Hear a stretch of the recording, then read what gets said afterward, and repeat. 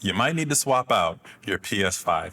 At least that's what worked for me into improving the Wi-Fi speeds on here, because I think there's definitely something wrong with the internal Wi-Fi card and a myriad of other things that happened on my old PS5. As you guys know, I documented that pretty well here on the channel, sent it out and got it replaced with a brand new PS5 or a PS5 replacement, whichever they kind of sent to me, and everything improved with it, including the Wi-Fi speeds, because previously before, they were pitiful speeds. It was really slow, and it was like, there's something going on here. This doesn't make a lot of sense that things are this slow.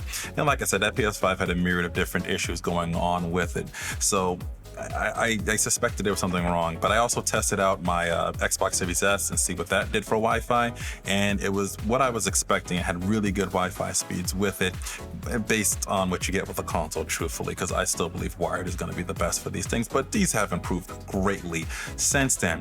So I was like, okay, there has to be something wrong. So I got it sent out, obviously, and then I got it back with the brand new one that I have here, and the Wi-Fi speeds improved drastically. It matched what I was seeing on my Xbox Series X. So that already pretty much came to the conclusion for me that there's definitely something going on with the Wi-Fi card inside some of the PS5. So that's something you definitely want to think about. Now, obviously do the normal checks that you would do to make sure you check that your network's working well, what speeds that you have with it here. I have gig speed here, and I don't expect to totally get that amount on a console. Obviously, there's limitations for it, but I do have enough bandwidth to get a pretty good, decent speed side, decent download speeds along with it. You might want to check what your download speeds are as well too, to make sure you're getting enough for everything that you have in your home and whatnot. And obviously that varies by internet service providers, so that could be a little tricky there with it.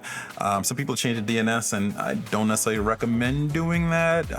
It depends on your ISP again, but that could possibly help a little bit of download speeds.